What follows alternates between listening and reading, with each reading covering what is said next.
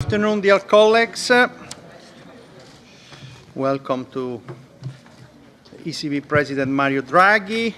Before starting our monetary dialogue, I would like first to adopt the agenda. Thank you. A very short report on ongoing interinstitutional negotiation relating to the banking package trilogues on the BRRD SRM regulation.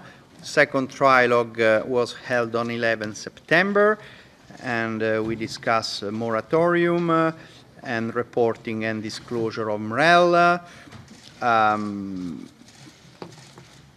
thorough discussion of the level of subordination of MREL took place on the basis of a Commission Services non-paper, and Commission Services agreed to produce options paper for future discussion, and the Council and Commission agreed to reflect on possible solutions to the issue addressed by the Parliament proposed new Article 32A, and technical work undertaken to date was endorsed, and the technical mandate was expanded to include certain provisions of the SRM regulation. On the CRR2, CRD5 trilogue, the third trilogue took place on 12 September in Strasbourg. We discussed leverage ratio, classification of capital instruments, Pillar 2, and the macroprudential framework. Provisional agreement could be reached on selected provisions of the agenda items. However, negotiation will continue in the next trilogue, which is scheduled for 27 September 2018. Now let me again welcome Mario Draghi for the third monetary dialogue of year 2018. And as you know, this monetary dialogue is taking place after the last Governing Council meeting, which has, let's say, confirmed the June position of the ECB on the forward guidance, on interest rate, on the planned, let's say, phasing out of asset purchase program, but also on the way in which, let's say, their investment policy will maintain an ample degree of monetary accommodation.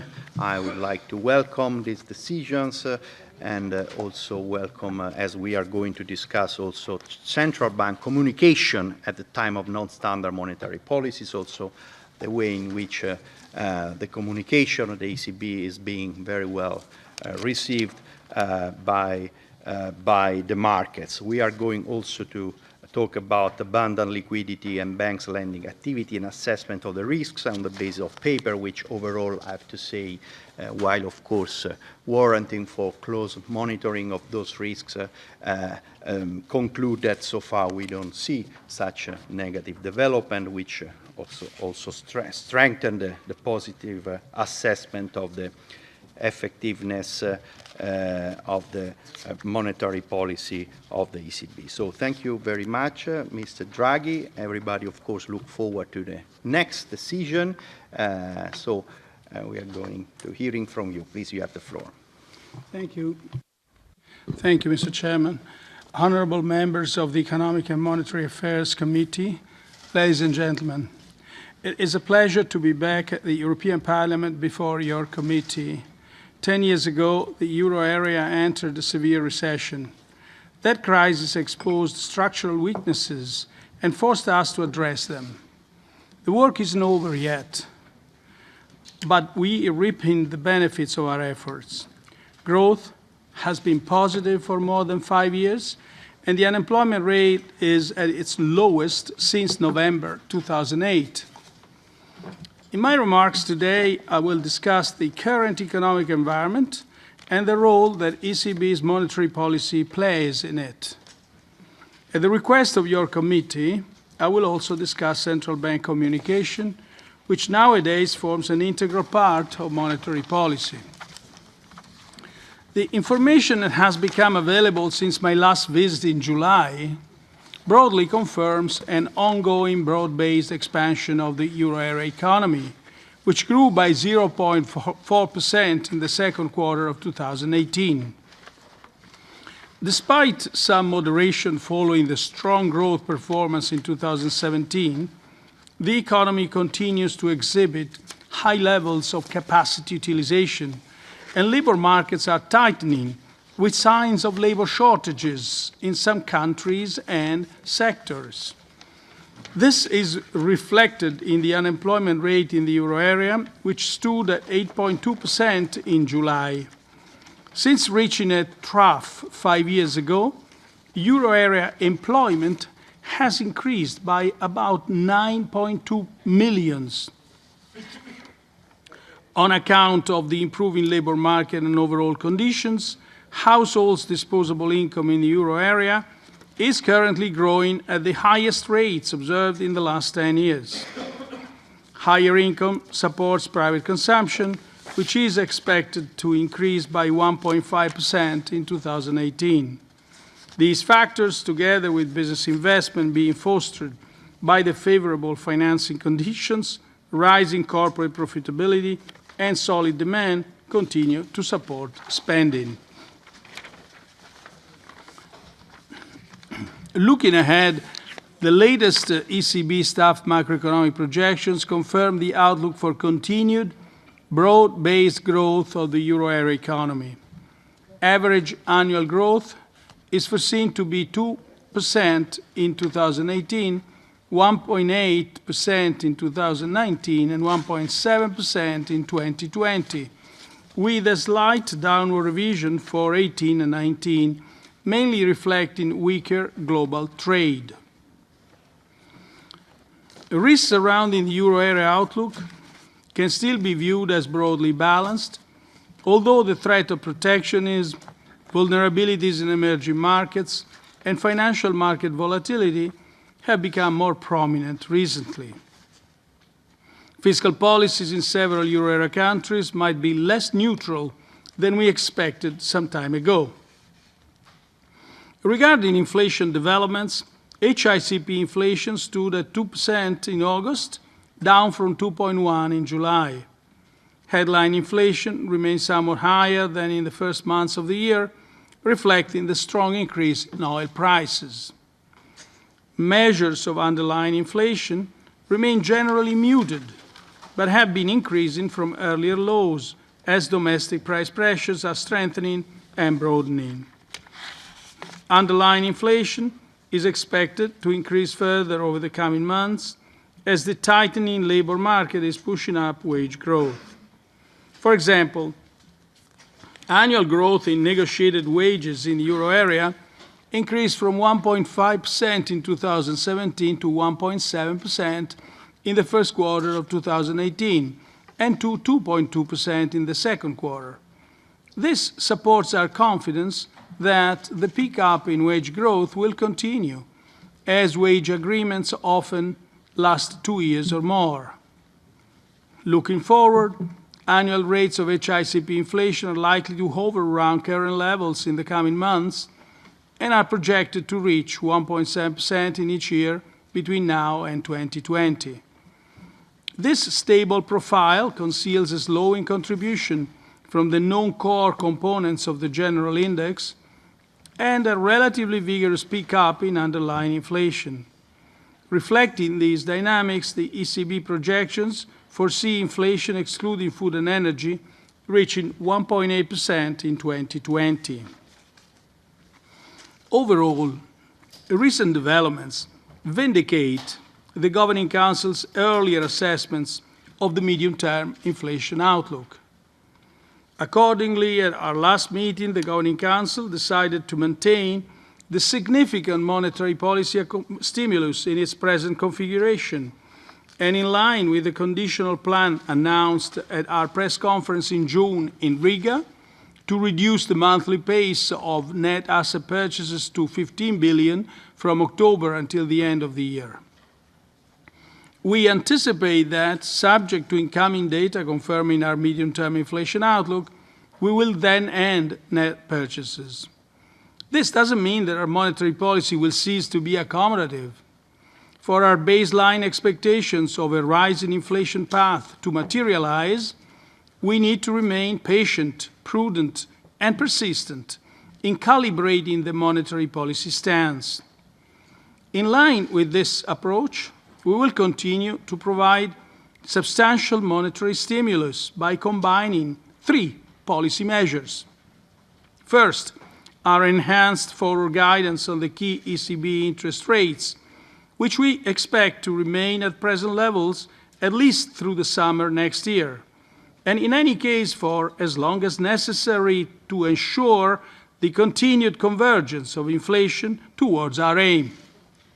Second, the residual net asset purchases that we will be conducting until the end of this year.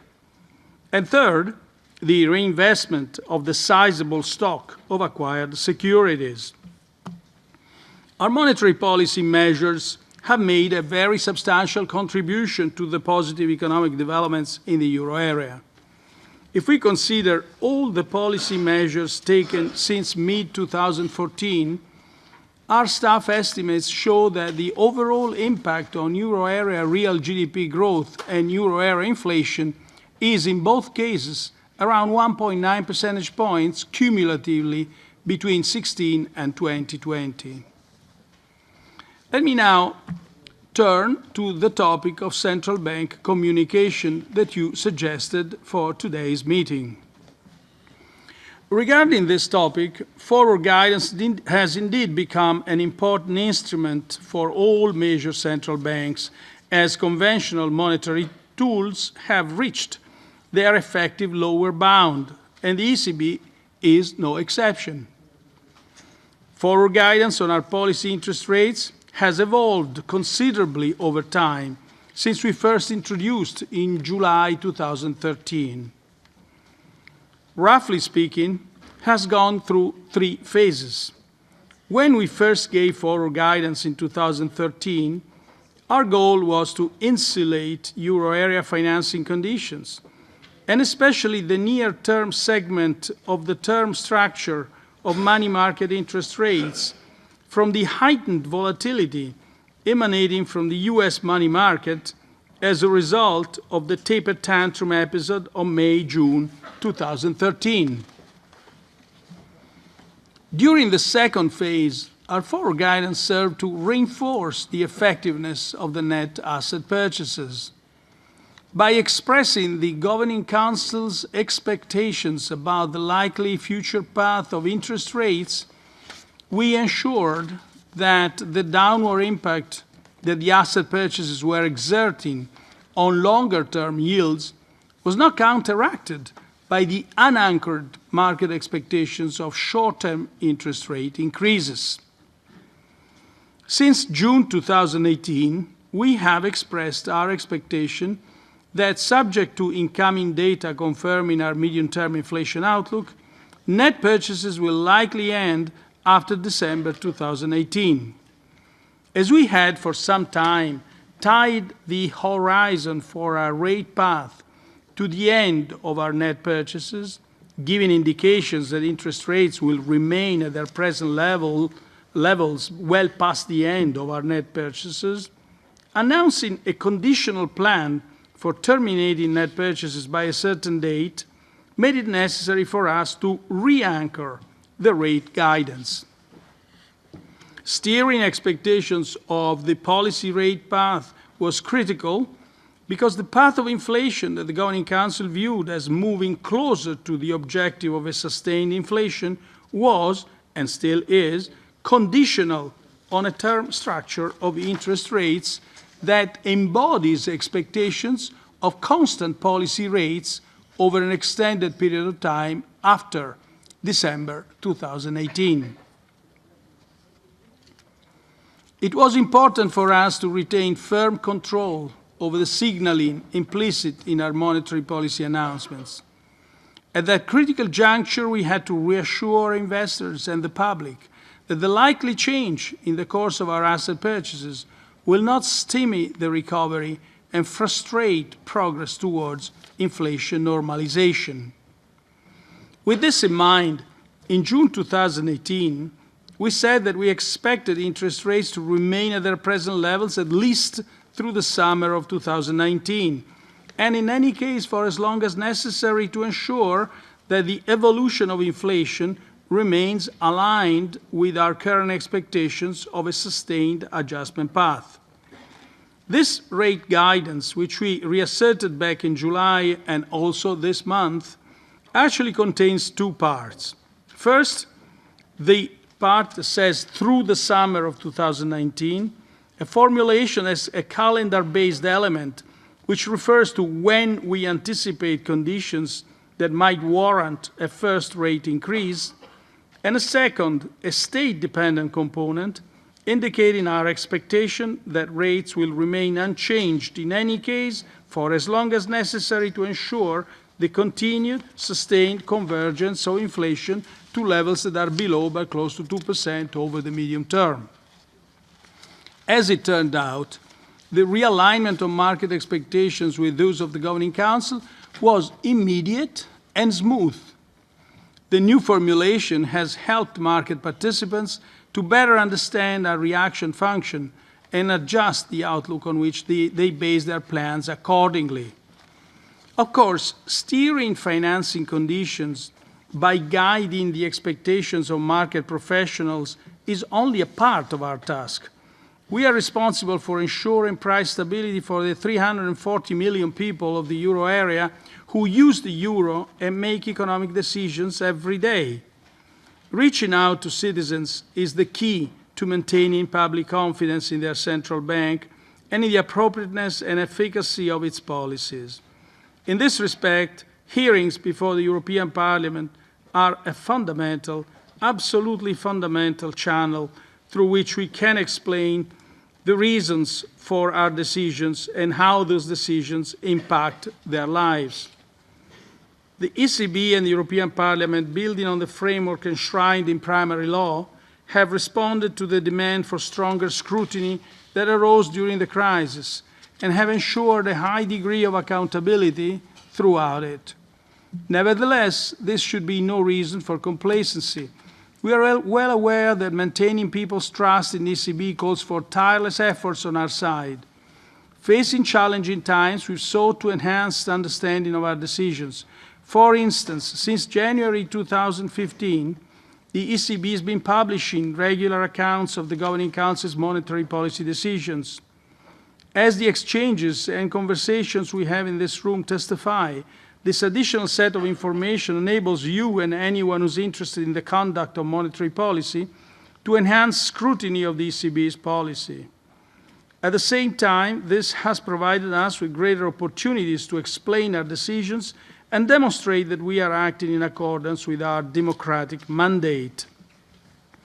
Over the past few years, we've also stepped up our efforts to overcome the key communication challenges posed by the euro area structure, namely reaching out to citizens in 19 countries who naturally have different expectations regarding the ECB.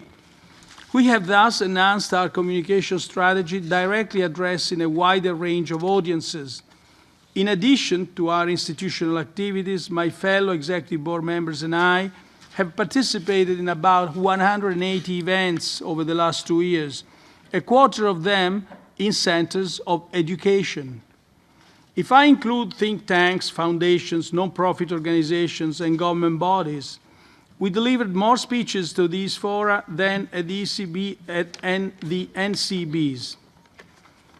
ECB staff members have completed these efforts with a dedicated outreach program aimed specifically at secondary schools and universities, which goes into the functions and purpose of a central bank in an advanced economy, and also explains the financial crisis and the ECB's role in alleviating its effects on the people of Europe. We've covered similar ground in our expanded website, which now features videos, explainers, and charts that describe complex issues in an accessible way. We have started using new tools such as YouTube, LinkedIn, as well as Twitter, where we have almost 440,000 followers. Let me conclude. The European Parliament, which represents EU citizens, is the key to fostering people's understanding of and trust in ECB decisions. In this sense, it contributes to the effectiveness of monetary policy. But your contribution as parliamentarians doesn't end here. You, as co-legislators, have a role to play, making sure that Europe is well prepared if the risks I mentioned in my introduction were to materialize. We've seen that, far from damaging growth, a strong regulatory framework is essential in ensuring strong long-term economic performance. Today, 10 years since the start of the financial crisis, there is still important unfinished business when it comes to improving the EU financial legislative framework. As we are approaching the end of the legislative term, we need to seize the opportunity now. I thus count on the Parliament's support to make sure that the framework provides the necessary stability to the markets, thus protecting EU citizens as customers, workers, and taxpayers. Thank you for your attention, and now I'm at your disposal for questions. Thank you very much, President Draghi, for your remarks, including, of course, those relating to the importance of the role of the European Parliament, both as a forum for enhanced transparency as far as ECB monetary policy tasks are concerned, and also as a co-legislator. And I can assure you that we are going to do our best to conclude as much as possible our challenging legislative tasks before the end of this mandate in order to enhance and improve our legislative framework for financial stability, and also in the direction of completing our banking union and our economic and monetary union. Now we start with our members' intervention, and the first speaker is for the EPP Group is Markus Ferber. Ja, vielen Dank, Herr Vorsitzender, Herr Präsident. Zunächst mal auch von meiner Seite, Herr Präsident, zunächst mal auch von meiner Seite ein herzliches Dankeschön für Ihre Ausführungen. Sie haben ja ein positives Szenario über die wirtschaftliche Entwicklung gezeichnet. Trotzdem zeichnen sich ja schon wieder erste Wolken am Konjunkturhimmel ab. Eine dieser Wolken haben wir innerhalb der Europäischen Union selbst und war auch Thema am letzten Wochenende beim Treffen der Staats- und Regierungschefs, nämlich die Frage, ob das mit dem Vereinigten Königreich am Ende zu einer tragfähigen Vereinbarung kommt oder nicht. Natürlich hat das auch Implikationen, was Ihre Arbeit betrifft, auch wenn das Vereinigte Königreich ja den Euro nie eingeführt hat und auch nie die Absicht hatte, ihn einzuführen. Trotzdem meine Frage, wie hat sich die Europäische Zentralbank wie bereitet sie sich vor, im Falle eines harten Brexits auf mögliche Verwerfungen auf den Finanzmärkten? Gibt es bereits ein abgestimmtes Vorgehen mit der Bank of England? Wie stellen Sie sich im Falle eines harten Brexits die künftige Kooperation mit dem Vereinigten Königreich in geldpolitischen und aufsichtsrechtlichen Fragen vor? Und selbst im Falle eines geordneten Brexits stellt sich ja die Frage, wie die künftige Zusammenarbeit mit der Bank of England aussehen wird, insbesondere bei der Aufsicht über das Euro-Clearing und der Bereitstellung von Notfallliquidität. Können Sie hierzu bereits Überlegungen der Europäischen Zentralbank skizzieren? Vielen Dank.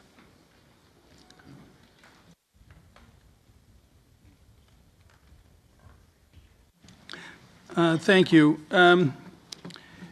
We're certainly monitoring what the developments of the ongoing negotiation, but we should remember that the ECB is not part of the negotiation itself.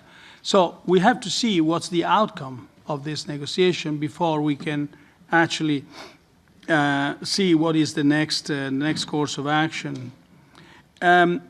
Clearly, we wish that any solution would not compromise the integrity of the single market.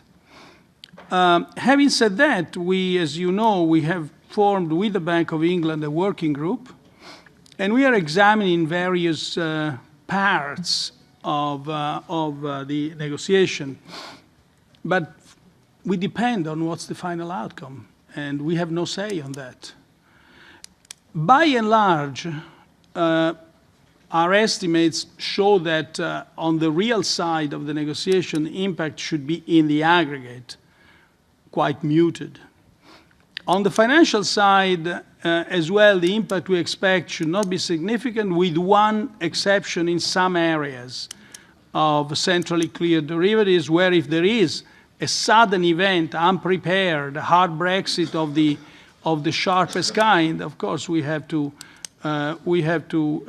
see how the many contractual positions are going to be regulated after that. So we are monitoring the whole process. The cooperation with the Bank of England is good, and we are continuing so as to have everything prepared, depending on which is going to be the final outcome of the negotiation. Ich habe noch ein bisschen You have a Zeit. follow-up. Ja. Yes, you can.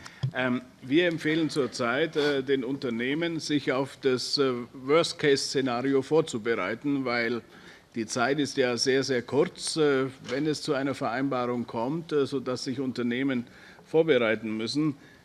Haben Sie auch ein Worst-Case-Szenario innerhalb der Europäischen Zentralbank entwickelt?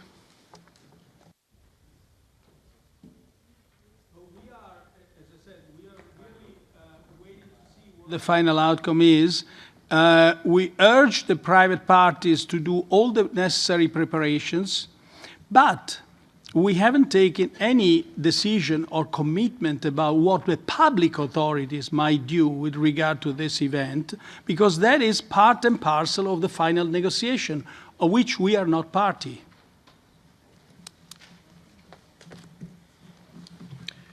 Thank you. And of course, we encourage everybody to do contingency planning, but of course, we work for the baseline scenario, which is a reasonable and fair agreement that is still possible, and I hope will take place.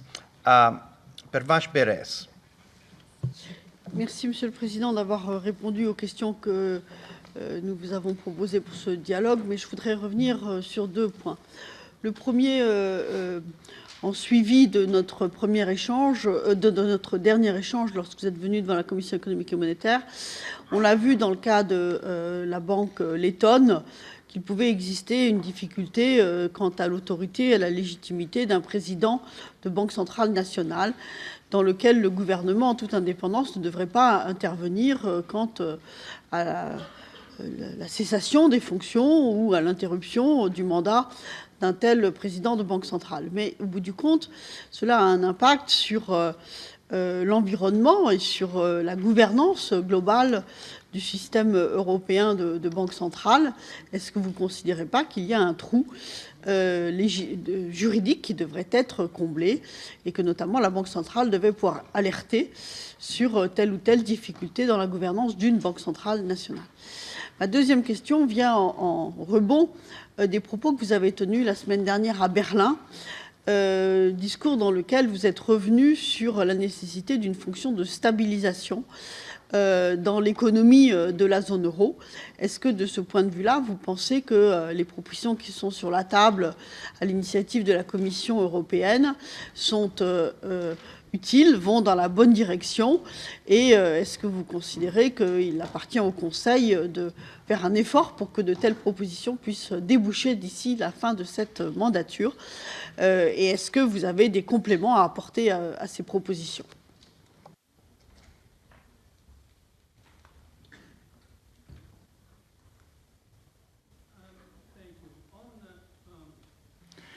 On the first issue is about the action that could be taken on the anti-money laundering front. I think it's not mystery to say that the current situation is not satisfactory. What the ECB is doing now is basically work in a working group the Commission set up so as first improve the exchange of information between national anti-money laundering authorities and their supervisors. There is more to that, however, namely that certain information should be shared across supervisors and across anti-money laundering authorities. The position of the ECB is that there should be, and I think you heard the same being said by Daniel Nouy, there should be a European anti-money laundering authority so as to ensure the full visibility on what's happening in the euro area. In the meantime, internally, we have created, and we are in the process of beefing it up, a point of entry so that anti-money laundering issues could actually be seen by the supervisory authority jointly with the legal part of the bank. I think these are the actions that we are undertaking. But should remember that as the ECB is not responsible for the anti-money laundering, neither the enforcement nor the prevention, in a sense also the capacity of the ECB to change this situation is relatively limited. So we have to work together with the Commission on this. On the other question relates to the stabilization function.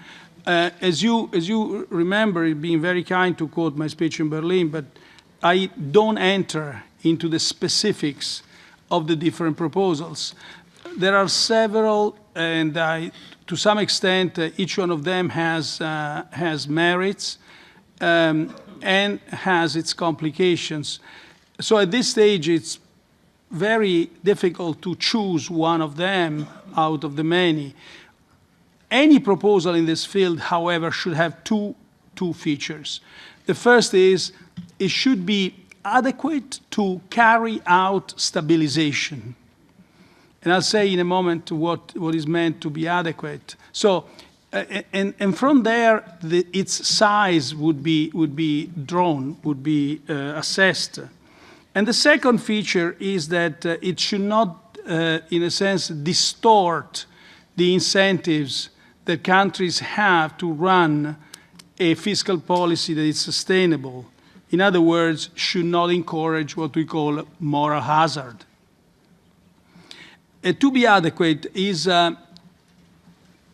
when we look at how stabilization is being performed in monetary unions that are more advanced than ours, we see that a good deal of the risk sharing necessary when you have shocks is actually performed by the private sector. And this is so because these monetary jurisdictions, these monetary unions, have well-developed banking unions and well-developed capital market unions. So, and the public part is relatively contained. So in a sense, and here is the first conclusion, is that the size of this fiscal stabilization function will be much smaller the bigger and the better are the banking union and the capital market union, and vice versa. What is not defensible is to do nothing. Nothing on the capital market union, nothing on the banking union, and nothing on the stabilization front. Thank you. Thank you very much. Bert Lucke. Guten Tag, Herr Draghi. Ich werde auf Deutsch sprechen. Herr Draghi, Sie haben einen Brief bekommen von dem italienischen Europaminister. Herr Draghi, guten Tag.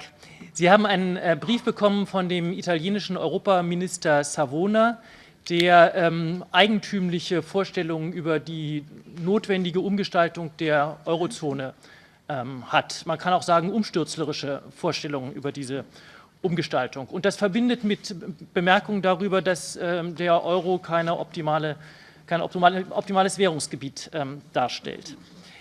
Vor dem Hintergrund der Unberechenbarkeit dessen, was die italienische Regierung möglicherweise währungspolitisch beabsichtigt, steigen natürlich in anderen Mitgliedsländern, zum Beispiel in Deutschland, die Sorgen darüber, was mit Target-Forderungen, beispielsweise Deutschlands, beziffert auf ungefähr 1000 Milliarden Euro, passieren würde, wenn ein Land, das Target-Schulden hat, wie Italien, aus dem Euro einseitig und rechtswidrig aussteigen würde.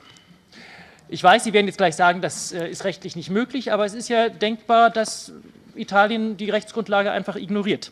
Und Sie haben selbst einmal auf die Anfrage zweier Kollegen aus dem Europaparlament, die den jetzt in Italien regierenden Parteien angehörig sind, geschrieben, in einem solchen Fall müsste Italien seine Schulden zurückzahlen, seine Target-Schulden.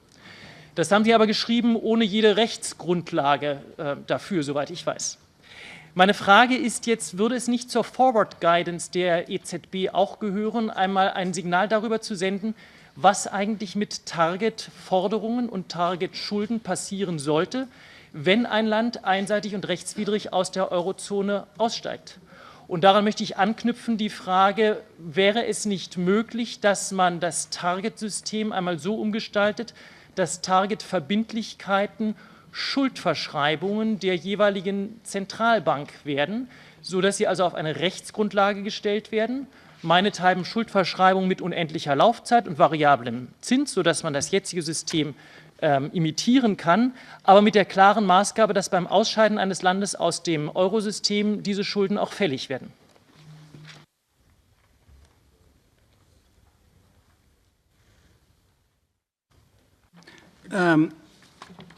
My sense is that any, first of all, the issue you're posing is, would be, to say the least, very complex legally to assess, and it's certainly not in the hands of the ECB to do so. But the second part of my answer says that basically any limitation to Target 2, whether explicit or implicit, would simply destroy the monetary union. Target 2 is a payments system. And so if we start limiting the amount of payments citizens can do, we just break the union. Das habe ich aber nicht vorgeschlagen. I'm sorry. No, sorry. First, you could, no, sorry, Mr. Luque.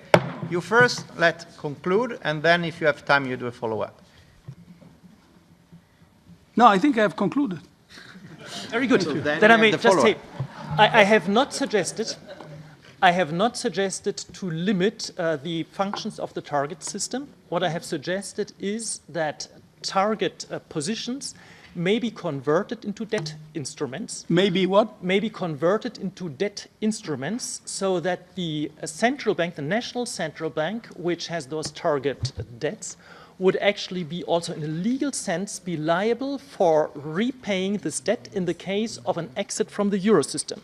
This has nothing to do with the functioning of the target system while everybody is still inside the euro system, but in the case of an exit, we need to be prepared for the possibility that a government would not be willing to service the target positions. In a sense, it's already this way because the implementation of monetary policy is decentralized and you have collateral against these positions. So this is the situation, the current situation. So the legal grounds for, in case that, as I said, it's impossible. So we're talking about impossible assumption, impossible events. The legal case would be pretty clear, and it's there. But to change things in transforming these liabilities as central liabilities to the ECB, this is not what our current framework of monetary policy foresees. This is not what the statute of the ECB foresees. We foresee decentralized implementation of monetary policy. Thank you. Thank you very much. Liv Virnik. Thank you, Chair. Dear Mr. Draghi, following Mr. Juncker's State of Union on the possibility of making the euro an international reserve currency, what are the strategic advantages or disadvantages of achieving this compared to the current situation? Which specific steps would we need to take in order to achieve this? And what role can the ECB play in enhancing the euro's prominence on the global stage? Thank you. Thank you. Well, let me first say that the promotion of the international role of the euro is not in our mandate. But having said that, its role has certainly declined over some dimensions of the euro's international use, and more specifically, the use of the euro as a reserve currency. But having said that, the euro remains the second most utilized currency in the world.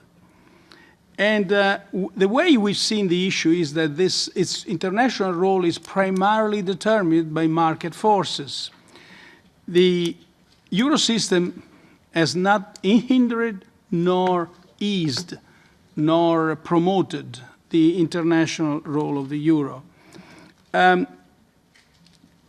I'm pretty sure that as if and as we move forward on the capital market union and on the banking union, also the international role of the euro will rise. And so its role in the world is linked to the determination and the capacity that we have to move along the reform path. Having said that, we're also waiting to see what the Commission will actually and concretely propose. And certainly we are there to cooperate with the Commission on that. Thank you. Thank you. If you wish, you have time for a follow-up? No. Okay. Sven Giegold.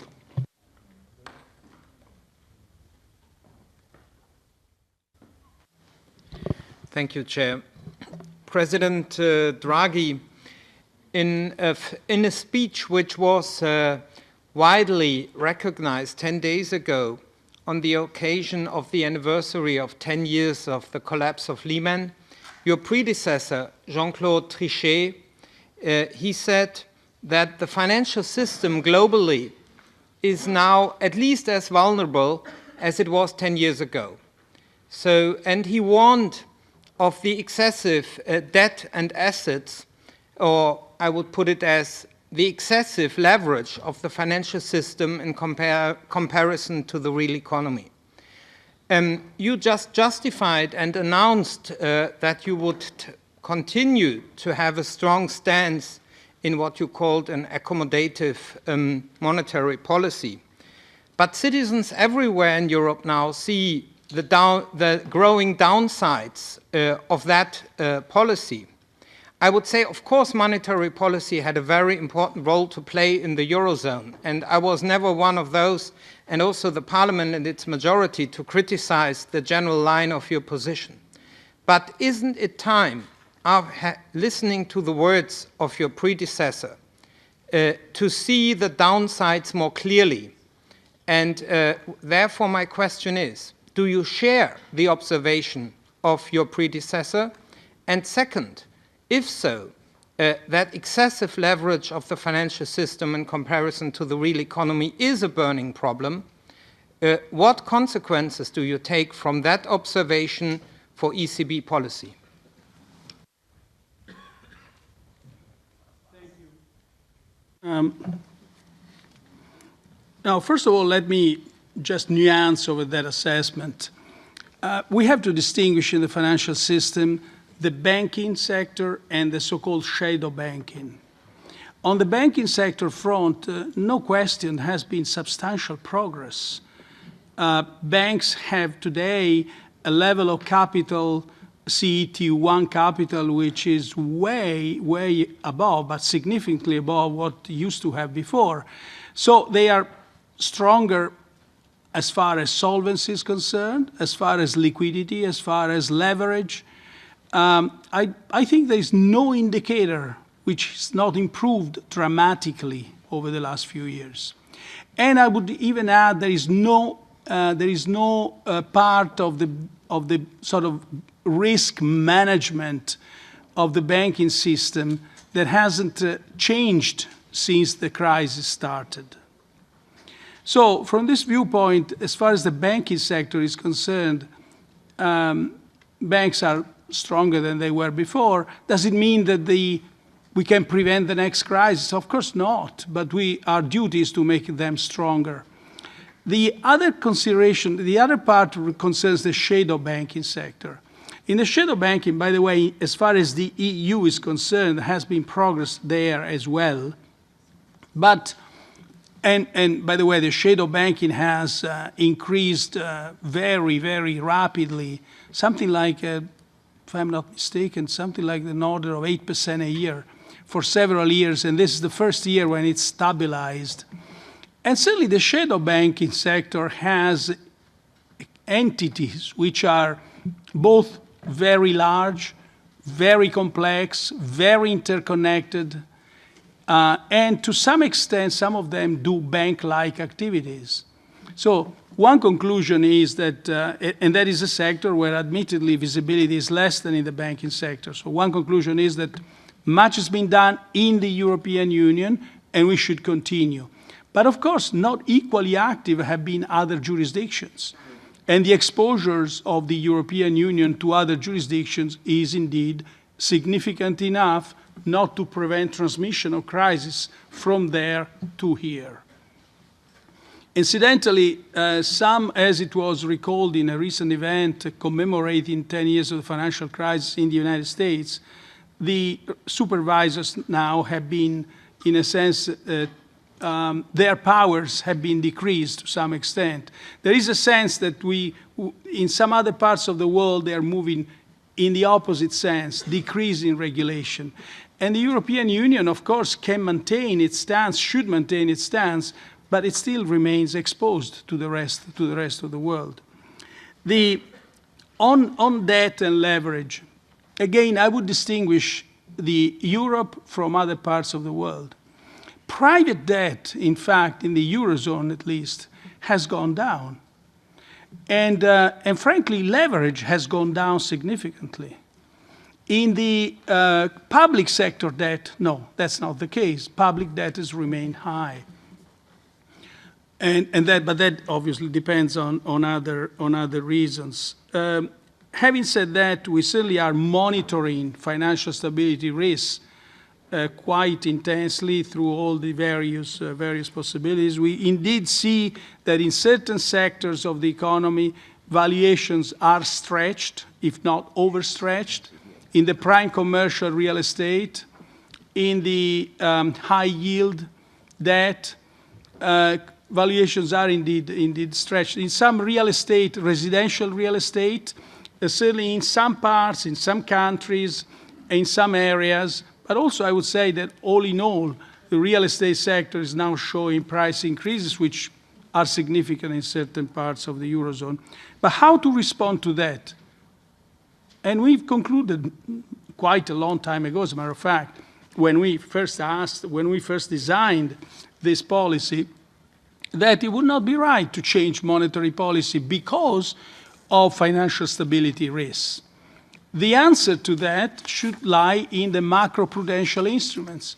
And there is a vast array of macroprudential instruments that both the ECB, but especially the national competent authorities, could and should use. We've issued warnings, by the way, through either directly ECB or the SRB on various of these potentially dangerous situations. The next step would be, as a matter of fact, to increase the toolkit of macroprudential measures also for the shadow banking sector. Thank you. Thank you. Miguel Viegas. I will talk in Portuguese. So perhaps it's okay. Thank you. Eu vou colocar apenas uma questão relativamente à participação do BCE e do seu presidente, Mário Draghi, no chamado Grupo dos 30. Essa participação tem sido objeto de críticas há muito tempo. Estamos a falar de um grupo que reúne os grandes bancos e os grandes grupos financeiros, incluindo bancos que são supervisionados pelo BCE. E, recentemente, a Provedora de Justiça, elaborou um inquérito onde diz claramente que esta participação mina a credibilidade do BCE e coloca também em causa a independência da sua função de supervisão. E, neste sentido, a minha pergunta era muito simples: porquê que o Presidente do BCE não acata as recomendações da Provedora de Justiça da União Europeia, imitando, de certa maneira, aquilo que já é feito pela Reserva Federal e pelo Banco Central do Japão, e em relação à sua participação como membro efetivo e também em relação à exigência de transparência e de divulgação das atas das reuniões que são tidas à porta fechada, sem o escrutínio democrático que tão bem referiu na sua intervenção inicial. Muito obrigado.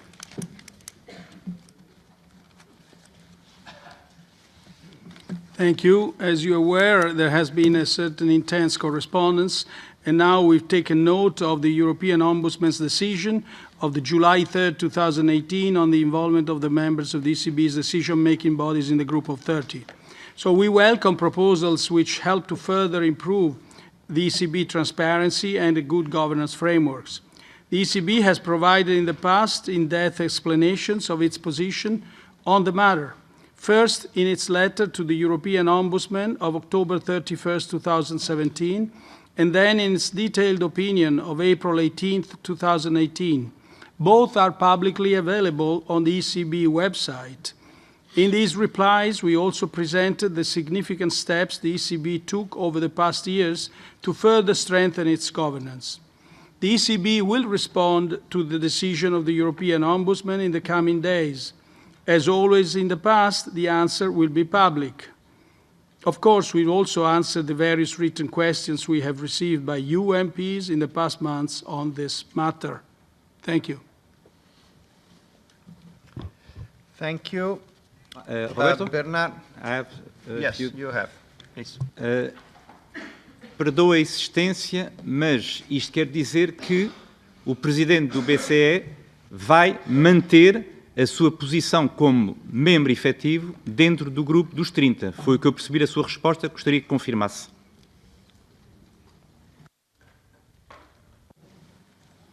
No, I have nothing to add to what I said. We will respond to the decision of the European Ombudsman in the coming days. As always in the past, the answer will be public. Thank you. Thank you. Bernard Monod. Monsieur le Président, bonjour. Sur le blanchiment d'argent, nous avons appris ce mois-ci que la filiale en Estonie de la banque Danske aurait pratiqué le blanchiment d'argent sale à un niveau industriel, soit environ 200 milliards d'euros entre 2007 et 2015. Ma collègue Madame Berès a déjà cité la banque ABLV, je n'y reviendrai donc pas. Mais il y a pire encore, le gouverneur de la Banque centrale lettonne, M. Rimsevik, qui est membre d'ailleurs de votre conseil des gouverneurs, a été accusé de racketter les principales banques lettonnes, demandant à chacune 100 000 euros de salaire mensuel pour pratiquer une supervision bancaire les yeux fermés. Bien sûr, M. Rimsevik est réputé innocent tant qu'il n'est pas condamné.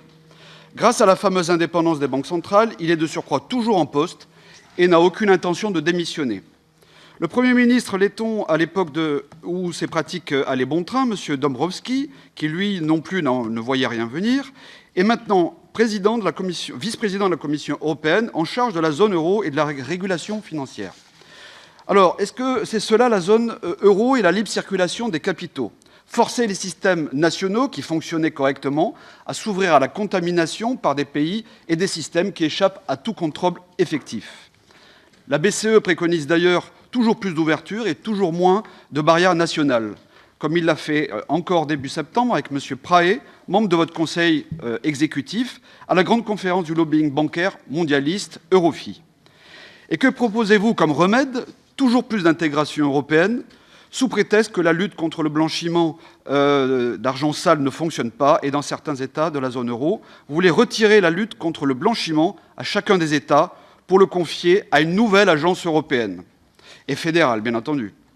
Les victimes, les citoyens et les États, les gagnants, les banques d'affaires mondiales et leur shadow banking.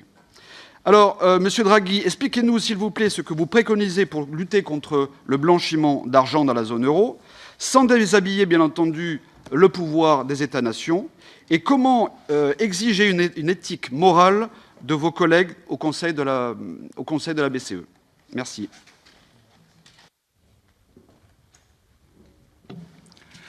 I'm afraid your position is a little contradictory.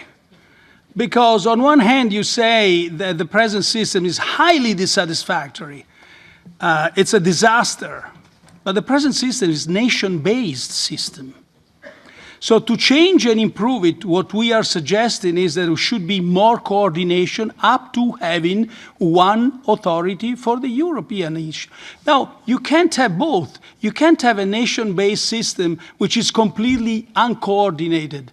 That's all without a federal authority. So in this sense, I think there there is a slight contradiction in what you said.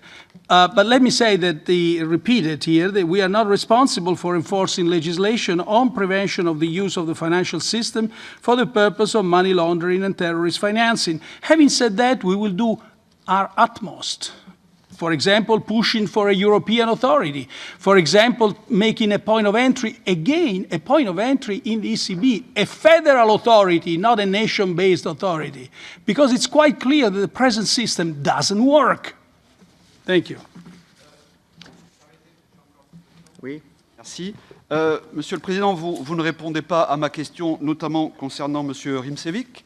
Et deuxièmement, je ne vois aucune contradiction par rapport à la gestion et au contrôle du blanchiment d'argent sale. La Banque de France, en France, le faisait parfaitement avant l'existence de la Banque Centrale Européenne.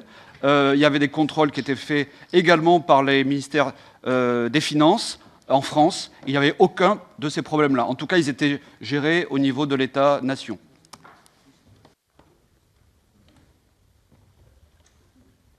Mr. Rincevich's position is a position that regards the national judiciary of his country.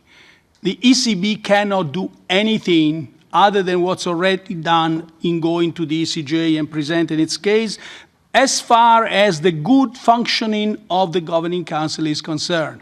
The ECJ has pronounced itself. Now there is an appointment of an alternate, so things, as far as the functioning of the Governing Council, have slightly improved. The situation is, again, not something we like it, but it's because the ongoing case in the countries of Mr. Rincevich's judiciary system is going. The other thing doesn't say anything. To say that one national authority or two or three do perform their tasks very well doesn't mean that the nation-state based is actually the most effective, because you have to ask, how does the money laundering in the weakest part of the union work? How is it being addressed, this issue? And that's where the argument for having a strongly coordinated system where people exchange information, without any information exchange, there is no hope that you can be efficient on the anti-money laundering. Thank you. Thank you. Markus Pretzel. Herr Präsident Draghi, 10 Jahre nach der Lehman-Pleite, mit dem Ergebnis, dass wir auf Nullzinsen zurückgehen mussten, verbleibt der Europäischen Zentralbank im Wesentlichen verbleiben ihr 2 Werkzeuge. Sie hatten das vorhin erwähnt, einmal die Asset-Purchasing-Programme und zum Zweiten Forward Guidance. Infolgedessen hat sich die Bilanz der Europäischen Zentralbank erheblich aufgebläht. Bilanzsumme stieg im Juni 2018 auf über 4,5 Billionen Euro und entspricht damit rund 41% des Bruttoinlandsproduktes der Eurozone. Deshalb meine erste Frage: Verfügt die EZB über Ressourcen und Instrumente, um die Risiken der Bilanz zu modellieren und zu erproben, die sich innerhalb so weniger Quartale so schnell aufgebläht hat? Des Weiteren hat die Deutsche Bank gerade in der jüngeren Vergangenheit eine ganz interessante Geschichte vorzuweisen, zumal Sie eben sagten, die Banken hätten sich deutlich verbessert, beziehungsweise die Situation der Banken hätte sich deutlich verbessert. Die Deutsche Bank hat inzwischen eine 5-Jahres-Ausfallwahrscheinlichkeit von immerhin 7,7%. Das ist der höchste Wert aller größeren europäischen Kredithäuser. Das ist höher als das Risiko der italienischen Unicredit war.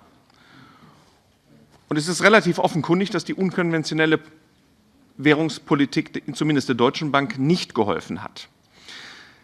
Die EZB hat relativ betrachtet sehr viele italienische Anleihen aufgekauft. Deshalb meine Frage: Gibt es aus Ihrer Sicht dort nicht ein Ungleichgewicht zwischen dem, was man für Italien getan hat, Ihr Heimatland, und dem, was man in Deutschland getan hat, sofern man denn überhaupt zu diesem Instrument greift?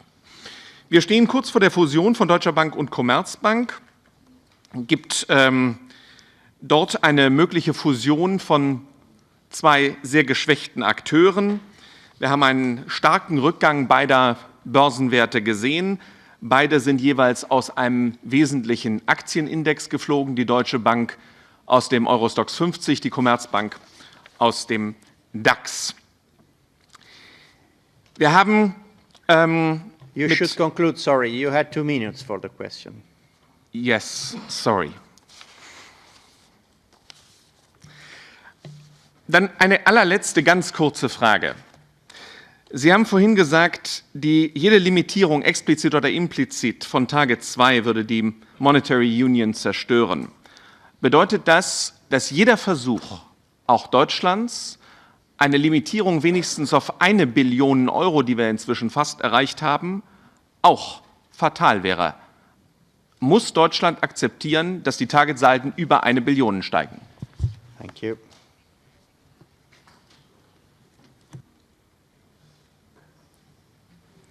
Well, the answer to the third question is yes, it would be fatal.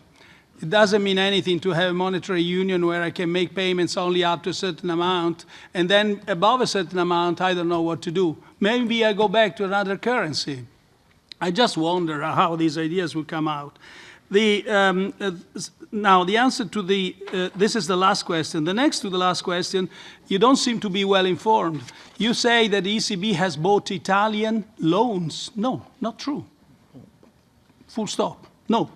It has bought government bonds and corporate bonds in each and every country according to its capital key. There is no privileged eye towards one country. We run monetary policy for the whole of the Eurozone.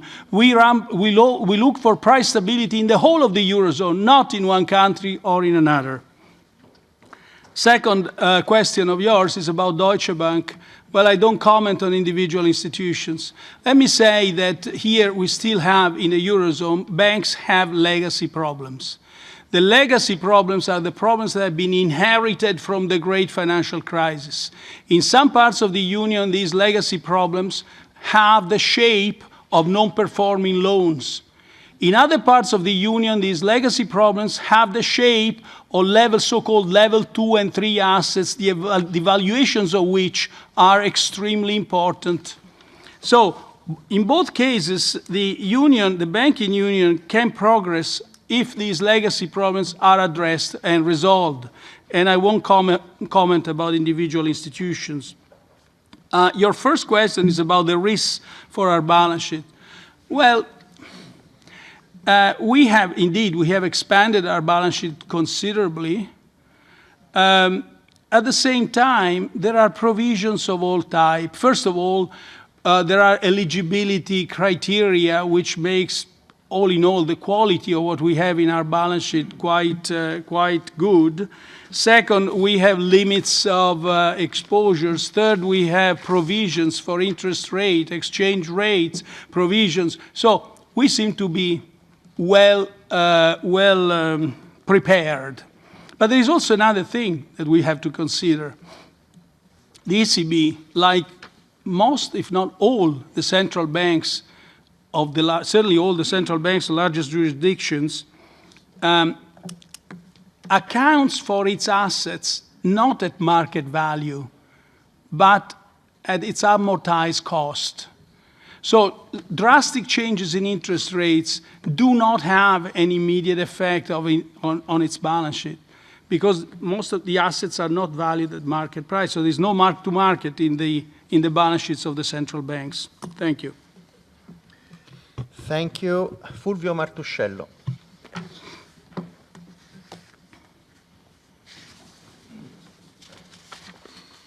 Buonasera Presidente. Ma un cittadino italiano o europeo, quando sente dire dal vice Presidente del Consiglio italiano nella prossima finanziaria il Ministro dell'Economia faccia un po' di deficit, poi proveremo a ripianarlo negli anni prossimi, immagina che sia l'Europa la matrigna che non consente appunto di poter spendere con le sue regole rigide. Ci può dire, secondo lei, se il tetto dell'1,6% sia valicabile, se in questa fase sia opportuno che l'Italia rompa questo tetto, considerando anche che dal 4 marzo lo spread è salito di 130 punti e ci prepariamo, come tutti i paesi d'Europa, alla fine del quantitative easing? Cioè, nel momento nel quale si invita il Ministro dell'Economia a fare più debito, si rischia di mettere a repentaglio i conti del Paese?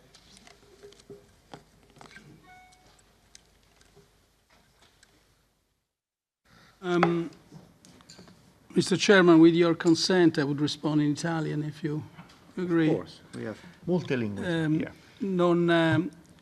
Come ho detto nella conferenza stampa dell'altra settimana, occorre aspettare i fatti. I fatti sono la presentazione del disegno di legge di bilancio e la discussione parlamentare. Entrambi sono importanti e delicati. E a questo punto non voglio entrare nella questione o la composizione di discussioni che sono a livello del governo di un singolo Paese. Ho detto l'altra volta che le parole hanno effettivamente fatto danni, perché le famiglie e le imprese oggi pagano alle banche tassi più alti di prima. E su questo, diciamo, l'evidenza che noi abbiamo è che le banche sui nuovi prestiti hanno da aprile in poi, seguendo la caduta nel corso dei titoli che ha avuto luogo, le banche oggi hanno aumentato i tassi di un importo intorno ai 20 punti base, soprattutto alle piccole e medie imprese.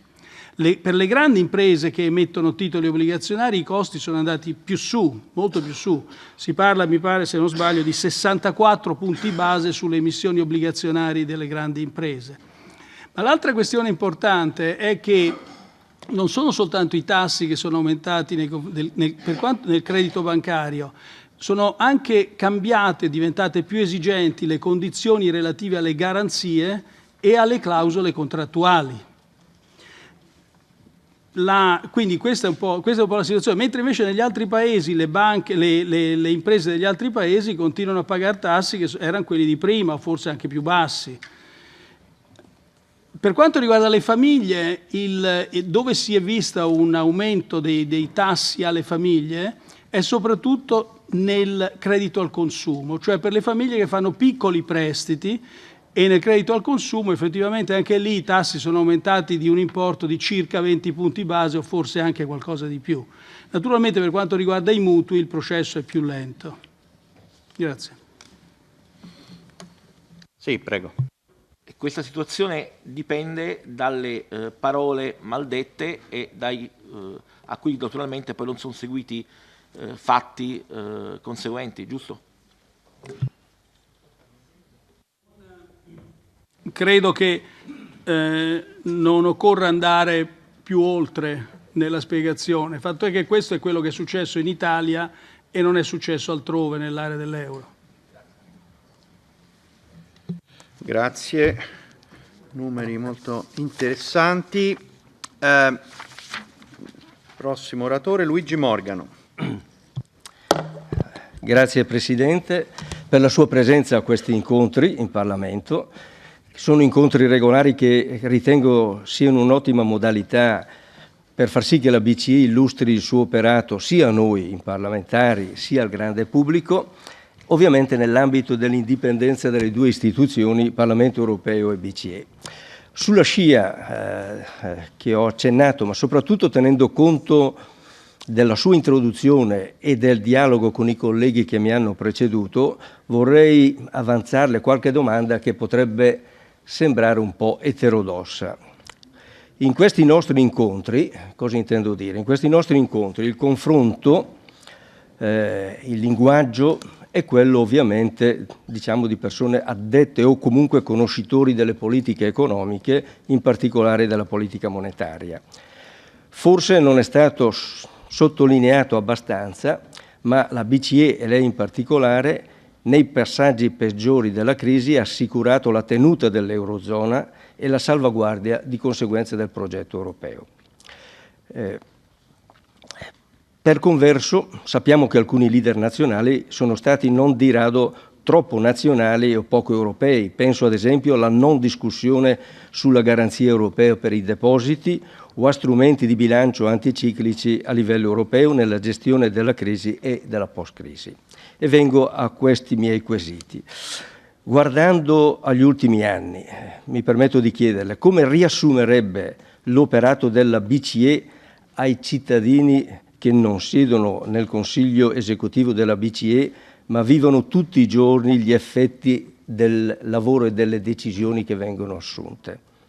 Immaginando sempre di parlare con loro, in particolare che cosa sottolineerebbe sullo stato dell'economia europea attuale e, se possibile, quali sono i rischi che intravede all'orizzonte, non perché non li abbia citati, ma insomma, quali effetti possono avere sulla politica monetaria. Perché cito questo? Perché sempre più, forse perché si avvicina anche la scadenza del quinquennio europeo che ci riguarda, c'è la richiesta da parte di non poche persone, di non pochi nostri concittadini, di capire se è possibile un'economia più florida, visto anche il quadro internazionale che si sta muovendo con i dazi e non dazi, e quindi se è possibile un futuro migliore per l'Europa. Grazie.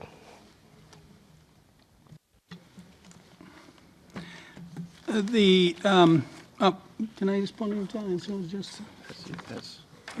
Okay, I will use both Italian and English then. Le misure di politica monetaria hanno avuto un impatto sostanziale sull'economia dell'area dell'euro e quello che la BCE stima è che negli ultimi, diciamo, nei 4 anni tra il 2016 e il 2020 hanno contribuito a una crescita maggiore, lo dicevo anche nell'introductory statement, dell'1,9% e a un tasso e sull'inflazione altrettanto, una cifra analoga. Ma in generale la politica monetaria della BCE è stata, direi, fondamentale in anni in cui non c'erano altre politiche fondamentalmente ad uscire dalla crisi dell'euro, a partire dal 2012 e avanti fino alle misure di QE che sono state prese e alla forward guidance sui tassi di interesse e alla promessa di reinvestire i titoli che vengono in scadenza. Quindi il ruolo della BCE, insomma, è stato naturalmente, io sono un osservatore di parte in tutto questo, quindi in un certo senso occorrerebbe che questo giudizio venga confermato poi, come però si vede un po' in giro, ecco, anche dal resto dei cittadini dell'area dell'euro. Thank you. Brian Hayes. Thank you, President, and welcome once again to Econ. I know you answered earlier a question from my colleague Marcus Ferber on the issue of a hard Brexit. I wonder, could I just probe that a bit further? It was Christine Lagarde who recently said that a no-deal Brexit would have very serious consequences, not just for the UK, but for the Eurozone. Would you agree with that assessment?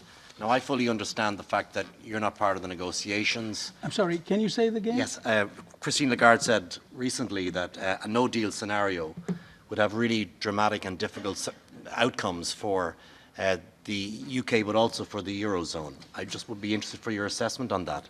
And secondly, while I know that you're not part of the negotiations and you work obviously with the Bank of England in terms of the working group, do you recognise that there are some member states, my own especially, Ireland, which could be disproportionately affected by a hard Brexit, in a circumstance where you rightly point out earlier, President, the very high levels of public debt we have in our own member state and also across the Eurozone system?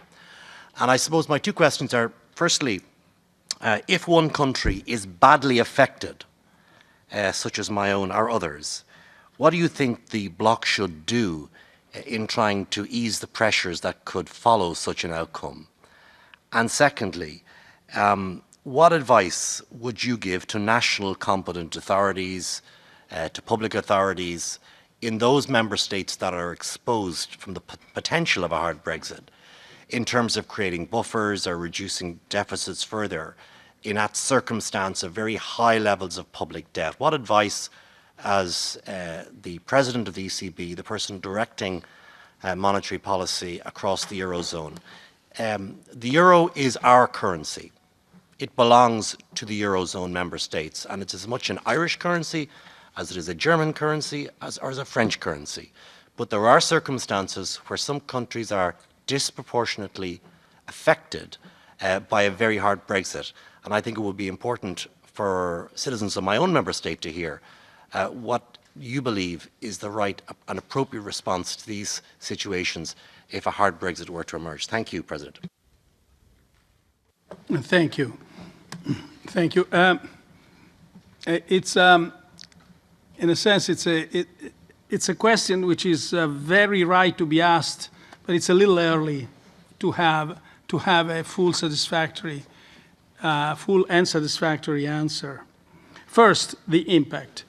When I said before that the impact through trade and by and large also through the financial channels would not be, at least doesn't appear to be sizable, with one specific exception, I hinted at before. I'm speaking for the whole of the Eurozone, which doesn't mean that individual countries might not be exposed significantly to a hard Brexit. Ireland is one case, perhaps the case in point. Now, it's very hard to see how this would happen because we don't know exactly what is going to be the final outcome of the negotiation. But would be the rest of the Union leave the country alone to cope with this? It seems to me very unlikely, given the fact that our values include solidarity. I'm expressing a purely personal view, of course, in saying that. Nothing like that is being discussed. We still think it's an unlikely event. But if we are to speculate about unlikely events, this seems to me the conclusion. Thank you. You're welcome. Thank you.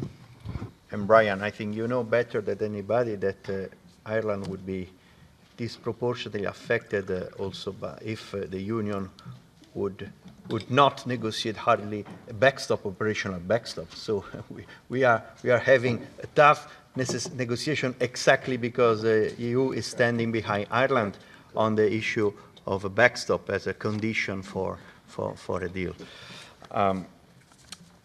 Paul Tang. Thank you, Chair. Welcome, Mr. Draghi. I'd like to think that the ECB is on top of developments and preferably in the lead, but I fear it's falling behind on the topic of sustainable finance. The European Parliament adopted an initiative report in which it says we want a mandatory due diligence framework requiring investors to identify, prevent, mitigate and account for ESG factors after a transitional period. Investors include insurers, pension funds, asset managers, but could also include the ECB. Could I ask you to restate your question because Sure. Okay. I lost some of it. Fine. Sustainable finance. Is the ECB on top of it? The ECB is also, through the asset and collateral policy, an investor. And the European Parliament has expressed the wish that investors take into account ESG factors through a mandatory due diligence framework, allowing them and making sure that they identify, prevent and mitigate and account for these factors in their decisions. In fact, there's an interesting working paper by Dirk Schoenmaker, which goes into one of these factors, the E of environment, called greening monetary policy. And his claim is that the Euro system could support EU's climate policy by greening monetary policy operations. The paper shows that it can be done without interfering the smooth conduct of monetary policy. So it doesn't collide with the objective of price stability. Now, the real question is, he writes, is whether central bankers are prepared to cross the Rubicon. Well, you've heard the opinion of the European Parliament. We are very much in favor of a mandatory due diligence frameworks, which requires investors to take into account these ESG factors. Is the ECB willing to do the same? Will you get on top of the curve? Well, let me say that I mean, everything I'm going to say is without prejudice to our primary objective, which remains price stability. So having said that, the ECB supports the general economic policies and the aims of the Union. And among these, the Article 3 of the treaty includes the sustainable developments of Europe, aiming at a high level of protection and improvement of the quality of the environment. So the ECB recognizes this challenge posed by climate change and the importance of the policies aimed at addressing it. So the ECB supports the ongoing work in various international fora, has recently joined the Network for Greening the Financial System, which brings together central banks and supervisors committed to developing common supervisory and macroprudential practices to address climate-related and environmental risks. Excuse me. The eligibility, now I'm coming to our corporate bond program.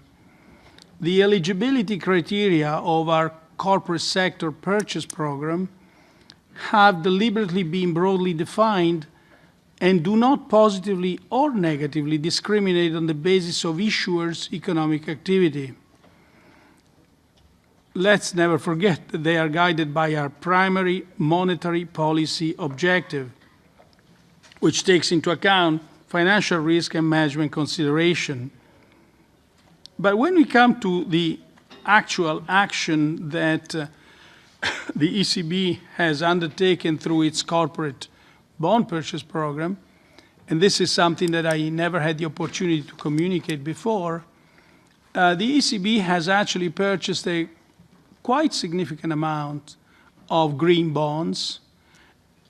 And as a matter of fact, the percentage of green bonds out of the total portfolio is the same as the percentage of the green bonds have within the eligible bonds setup framework.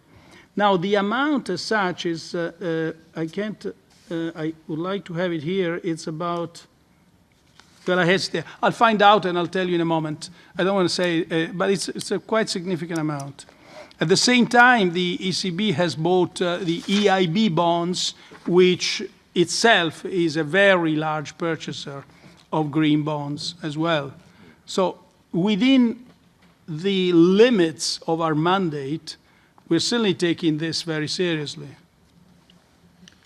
Thank you. Ludek Niedermayer.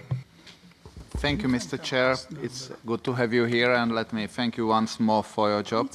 I will refer to topic that you discussed in length at the beginning, and this is question of communication and forward guidance.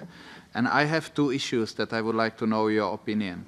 First is that obviously forward guidance, especially concerning the interest rate, helps you to deliver your monetary policy message and so influence longer part of the yield curve. But the forward guidance on the interest rates can help you to deliver the message on monetary policy and so influence the longer end of yield curve. At the same time, one can argue that if the forward guidance is extensive and in the meantime there is change of circumstances, you can get into the situation when monetary policy reaction is not optimal. And if the central bank reacts too late, the cost of adjustment is higher. So this is first question, how you see balance of these two goals. And the second is that how you see actually the forward guidance into the future. On one hand, one can say that this is a commitment. It's commitment. But if it's commitment, then the issue of optimality of monetary policy is there. On the other hand, if this is a conditional commitment, then depends on the future development of the economy. One can argue that more transparency in inflation forecasting can deliver exactly the same result. So I wonder how you see that second point too. Thank you. Our forward guidance has, I think, served us quite well. And each time you do express a forward guidance, there is an expectation that can be tightened up to a firm commitment. In our case, I would like to have the actual words that I used is the interest rates are expected to remain at present level, and it's based on the current information set until, let me see, and it contains a quite ample degree of optionality. So it does cater for contingencies that, that may arise later on.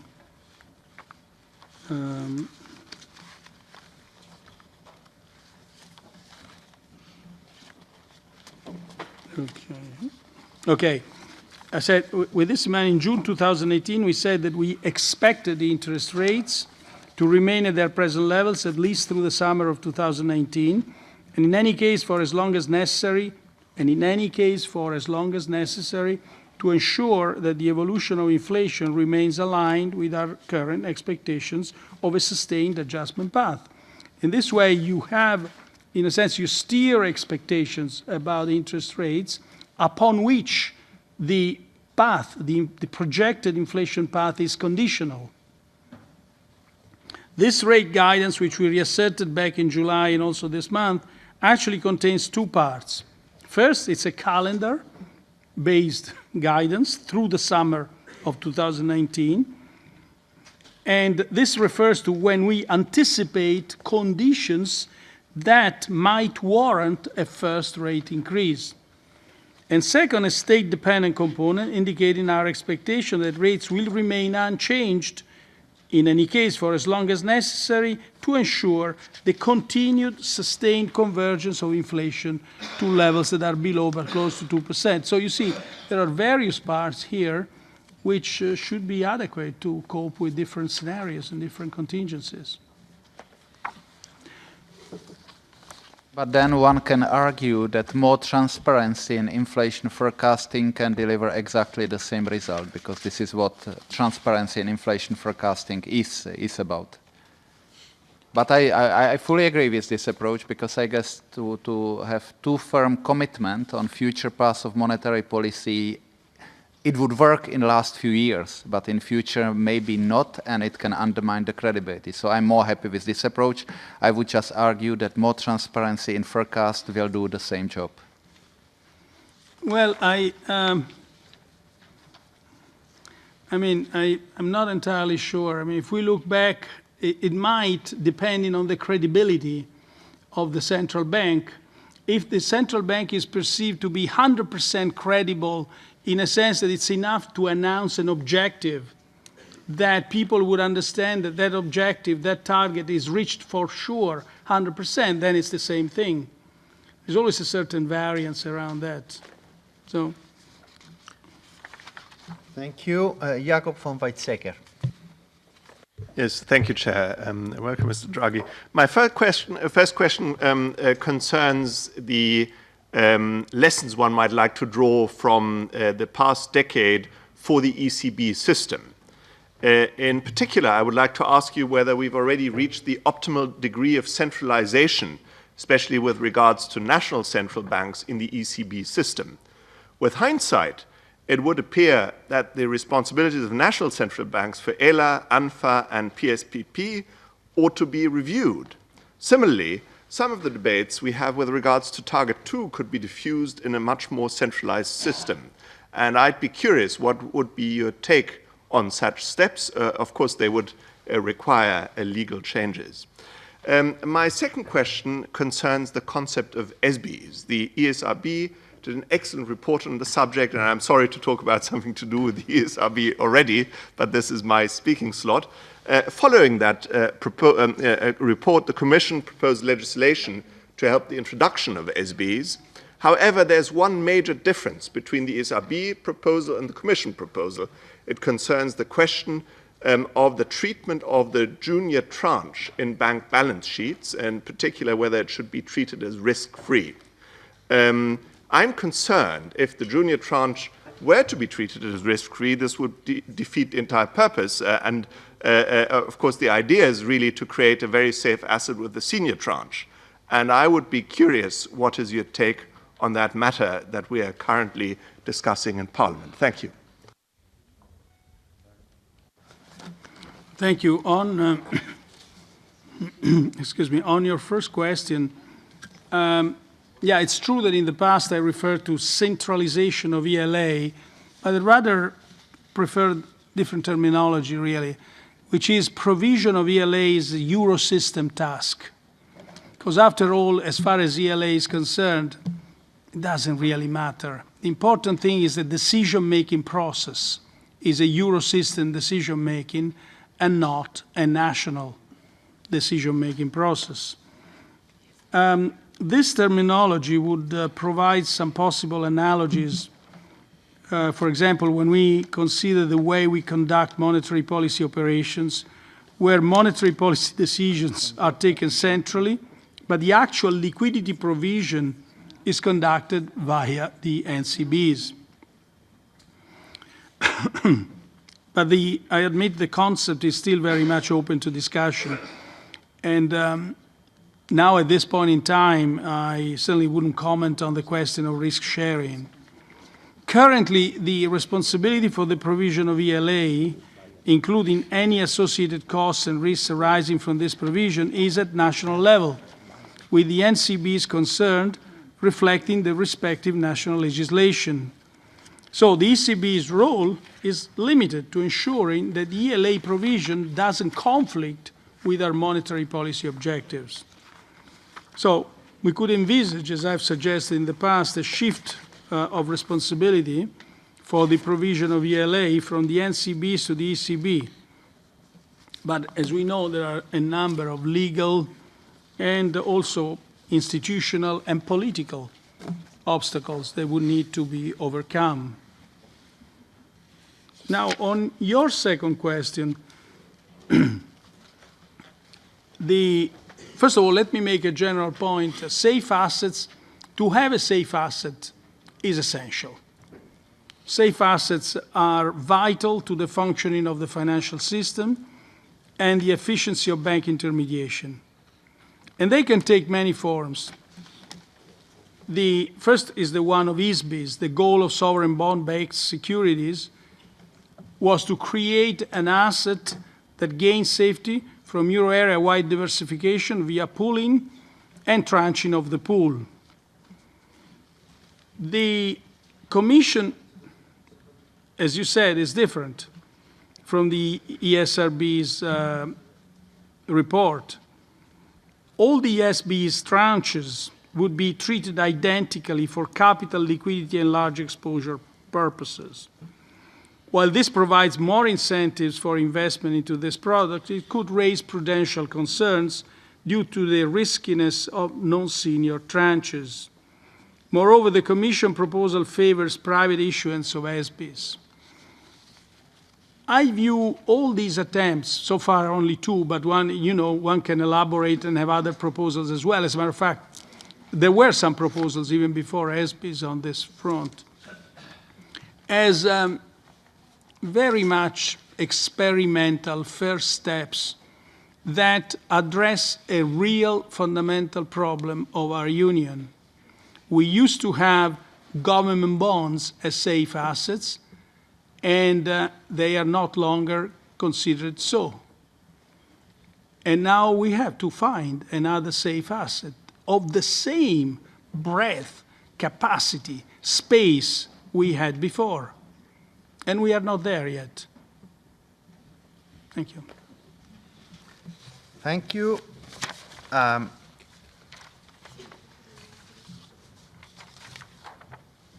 Jonas Fernández Alvarez. Buenas tardes, presidente. Bienvenido.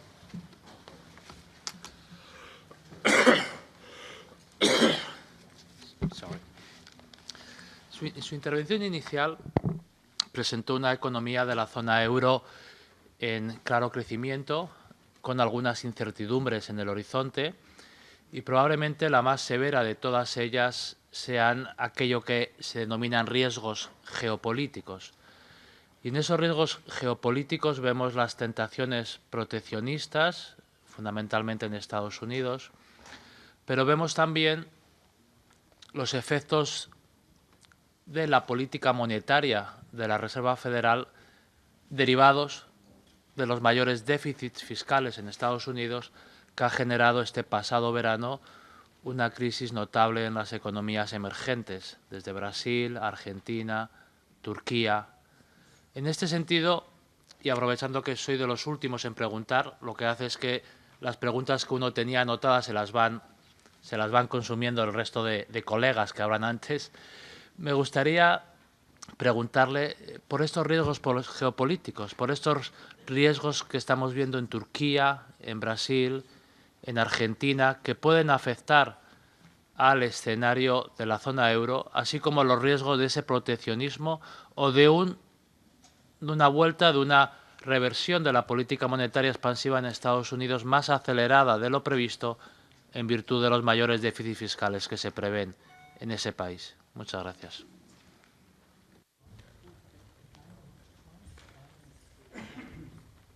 Thank you. Now let's go. Let's look at this list of potential risks. The first is the emerging market, the risk coming from some emerging market countries. You mentioned Turkey and Argentina. Again, in the aggregate, these risks don't seem to be material for the growth prospects of the Eurozone. You may have, however, individual institutions which are especially exposed to the credit risk in these countries. But by and large, what we've seen is that contagion, of course, contagion could become a problem, but contagion from these 2-3 countries to other countries follows a precise path. The countries that are being affected are also the countries that have the weak fundamentals, namely a very high current account deficit, high budget deficit, and another high inflation in the case of some. And we've seen that this contagion had spread only limitedly to other emerging market countries. So all in all, this doesn't represent a material risk for the aggregate of the Eurozone. Well, a different conclusion one has to arrive to as far when we look at protectionism or the threat or the rise in protectionism. There we have to consider that the final assessment will be possible when we will know what is the extent of the escalation that policy actions will take in the coming months. And that has two dimensions connected with that. One deals with confidence.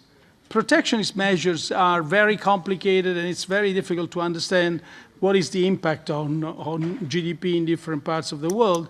They're usually negative, all in all, when all is assessed. But at this point in time, we only see the protectionist measures that have been announced and implemented, and their impact is not very significant for the time being. But other measures have been announced, although not yet implemented. And we have to see what the response of other countries is going to be. And all this has, and perhaps already had, some confidence effects, negative confidence effects on growth. The other dimension that we have to consider is that the value chain today is much more complex than it was before, years ago. So these protectionist measures have a completely different impact depending on the value chain, the international, the global value chain of production. And these effects are very, very important and potentially very serious. So for the time being, we don't know what the final size of all this will be, but we know that it's going to be big, and we should do our best to be prepared. It's going to be big if it's implemented, what is being announced, and what may follow later on. Finally, you mentioned the risk of a sharp repricing in financial assets following changes in monetary policy in other jurisdictions. Certainly, that is something we are monitoring closely. banks, all in all, banks today seem to be prepared to a rapid increase in interest rates, in the sense that these models, we've done some simulations, banks have done their own simulations, and these models show that when interest rates go up, the net interest margin also goes up. And therefore, banks are by and large better off, although you have to see what the consequences are on their portfolio of assets. But I would caution about drawing conclusions too complacent here, because the models upon which these conclusions are drawn are models that have been designed after a period of very low interest rates, a long period of time. And they assume that the adjustment of deposit rates is more sluggish than the adjustment of the lending rates, which is not necessarily going to be the case after a prolonged period of very low rates. Thank you. Thank you. Notis Marias. Mr. Draghi, I'm going to speak in Greek. Ευχαριστώ. Κύριε Πρόεδρε, πριν από λίγες μέρες ήρθε στη δημοσιότητα μία μελέτη των οικονομολόγων της Ευρωπαϊκής Κεντρικής Τράπεζας με θέμα μαθαίνοντας για τους δημοσιονομικούς πολλαπλασιαστές, fiscal multipliers, κατά τη διάρκεια της κρίσης του ευρωπαϊκού χρέους. Την έχω εδώ αυτή τη μελέτη, η οποία λίγος πολύ λέει, κύριε Πρόεδρε, ότι η απόφαση και του Eurogroup και της Τρόικας να υπάρξει μια σκληρή δημοσιονομική πολιτική και κυρίως να μειωθούν οι δαπάνες σε χώρες που μπήκαν σε μνημόνια όπως η Ελλάδα, είχε δυσμενή αποτελέσματα, διότι έγινε λάθος εκτίμηση στον δημοσιονομικό πολλαπλασιαστή. Επομένως, οι συνέπειες ήταν αρνητικές, οι χώρες βυθίστηκαν σε ακόμη μεγαλύτερη κρίση και φυσικά στην Ελλάδα είχαμε στρατιές ανέργων, είχαμε χιλιάδες φτωχούς, μείωση μισθών, συντάξεων κλπ. Το ερώτημα είναι ότι εφόσον ακόμη και οι οικονομολόγοι που δούλεψαν για την Ευρωπαϊκή Κεντρική Τράπεζα το δέχονται το λάθος το οποίο έγινε, δηλαδή το λάθος στον πολλαπλασιαστή, ένα λάθος που είχε αναγνωρίσει και το δούνου του από το 2015. Και επειδή η ΕΚΟΥ συμμετείχε έντονα στη διαμόρφωση αυτών των προγραμμάτων και στην παρακολούθηση. Και επειδή, κύριε Πρόεδρε, εδώ, σε αυτή την αίθουσα και εγώ ίδιος, πολλές φορές σας είχα θέσει το ίδιο ερώτημα. Ότι κάνετε λάθος στην εκτίμηση, ότι κακώς προχωρείτε σε μια πολιτική ως Τρόικα που επιβάλλει μείωση των δαπανών, διότι έτσι οδηγεί σε μεγαλύτερη ύφεση στη χώρα. Τώρα λοιπόν που έρχονται αυτά τα πράγματα στη δημοσιότητα και έχουμε δει και τις δυσμενείς συνέπειες, η Ευρωπαϊκή Κεντρική Τράπεζα είναι διατεθειμένη να αποζημιώσει την Ελλάδα για την τεράστια ζημιά την οποία έχει υποστεί η δική της οικονομία. Διότι έχουμε, όπως γνωρίζετε κύριε Πρόεδρε, φτωχοποίηση του ελληνικού λαού και διάλυση φυσικά της ελληνικής οικονομίας. Ευχαριστώ.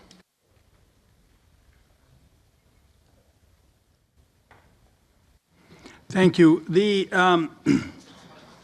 Just one point to be made. The paper that you are referring to is not the ECB official position.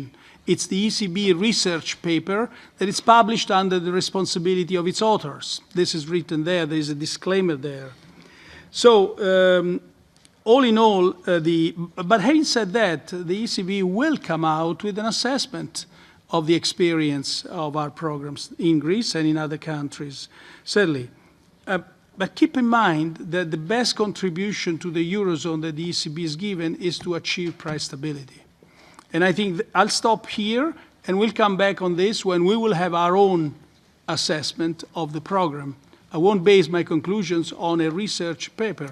Although by the way, some of the conclusions he has about multipliers, they have about multipliers being different in prolonged recessions, being different across expenditure and taxes, are not unique to that paper.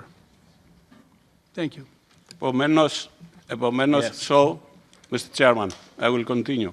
Επομένως, δεχθώ δηλαδή ότι αφού εξετάσετε κι εσείς ως Ευρωπαϊκή Κεντρική Τράπεζα τα δεδομένα, λάβετε υπόψη και αυτή τη μελέτη των οικονομολόγων, εάν αποδειχθεί ότι πράγματι έχουν γίνει λάθη από την πλευρά της Τρόικας, να το εκλάβω πλέον ότι θα εξετάσετε ως Ευρωπαϊκή Κεντρική Τράπεζα την αποζημίωση της Ελλάδος για τη ζημιά που έχει υποστεί.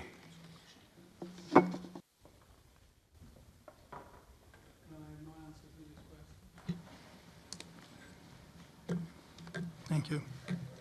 Thank you. As I have some more seconds, αντιλαμβάνομαι ότι έρχεστε σε πολύ δύσκολη θέση, αλλά βεβαίως εάν και εφόσον... Okay. So, the next question is as follows. Αντιλαμβάνομαι λοιπόν ότι είναι δύσκολη θέση της ΕΚΤ να απαντήσει, αλλά δεν πειράζει. Θα το δούμε στο μέλλον. Το ερώτημά μου έχει να κάνει τώρα με τις συντάξεις στην Ελλάδα. Επειδή συμμετέχετε στην Τρόικα και ήρθατε το Σεπτέμβριο στην Ελλάδα και έχει αποδειχθεί ότι δεν χρειάζεται να μειωθούν οι συντάξεις. 20 seconds. If you don't interrupt me, and if you give me the time for the socialist group 6 minutes you gave before, I will finish. Question immediately. Okay. Οπότε, κύριε Πρόεδρε, finally, my question for you in Greek. I mean, I know the answer. Το ερώτημα είναι, εσείς επιμένετε στη μείωση των συντάξεων, παρότι δεν χρειάζεται να μειωθούν οι συντάξεις, διότι έχει αποδειχθεί ότι δεν απαιτείται μείωση των συντάξεων με βάση τους δημοσιονομικούς όρους σήμερα στην Ελλάδα. Ευχαριστώ.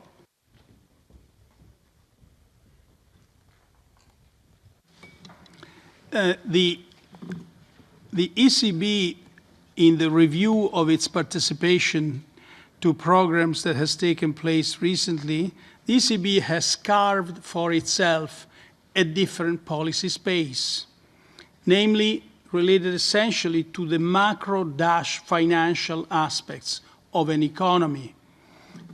As such, the ECB will not say anything any longer about pensions, about structural reforms, about privatizations, about lots of things that actually on which the ECB, I should say always, at least as in the last few years, the ECB, admittedly as a junior partner, had said something. Thank you. Thank you. Minaki, sorry, Mr. Mayor, let me tell you something as a Financial System Working Group Chair. As you know, the 1% additional fiscal measure on pensions, as well as the 1% of additional tax measure have been asked by IMF, not by any European Union body. And as you probably know, European Union participants were not particularly happy about this. So you should address this question to other interlocutors. The question is and whether, by the way, on this, I agree that we're not very useful measure. No, sorry, it was not for a debate. It was not for a debate. It was not for a debate. Yeah, but you raised the so issue. You should, it's you up should to the Eurogroup, please. And please. for the Sorry, Parliament to insist not to have any Where cut is the button for to pensions. Cut? Okay, so you should not speak if you don't have the floor. Thank you. So, Mr. Wolf, we have a catch the eye, please. Thank you, Mr. Chairman and Mr. Draghi. I appreciate your time coming to this committee and explaining the position of the ECB. 1 minute only. Yes. The post-Bretton Woods global financial system, I would say, is struggling under the current financial crisis that we've had historically, whether from the 1975 banking crises, the oil shocks, the Nordic crisis in the 80s. The crises that we're facing are becoming shorter in time. Of course, the euro was a creation, or created because of the post-Bretton Woods scenario, and it's wanting to defend itself against the dollar and the US pulling out of the gold standard at that time. Where we have crises now, I've got 4 considerable figures that I'm looking at. The unwinding of the unparalleled central bank balance sheets, yields on central bank asset inflation as adjusted to GDP and government debt as percentages of GDP are at historical negative levels. We have extreme levels of global imbalances, and of course across the globe that also impacted by low levels of economic growth. 2 questions. Has the ECB taken a crash calculus of the impact of bonds and stocks? If so, what conclusions can you draw on the timing and asset depreciation? And secondly, bearing in mind that we have a potential crisis coming on, what weapons will be available to the ECB, considering that much of that has already been used up in the past decade? Thank you. Thank you. We've done simulations about the potential effects of a sharp repricing of assets, and I've hinted at that before. Banks today are considerably stronger. I have said, so in a sense, they can stand some of this effect, but I also cautioned against excessive optimism coming from models that have been estimated based on a long period of low rates, because the parameters of these models may actually be affected by the unprecedented contingency of the last 10 years. But again, this limited confidence not necessarily extends to the shadow banking sector, where the visibility we have is less, and where the institutions that are both large, complex, and interconnected have acquired a great importance, and they actually carry out bank-like activities much more today than they used to do in the past. The ECB will continue on its, so by and large, we look, we monitor, we carry, I'm sorry.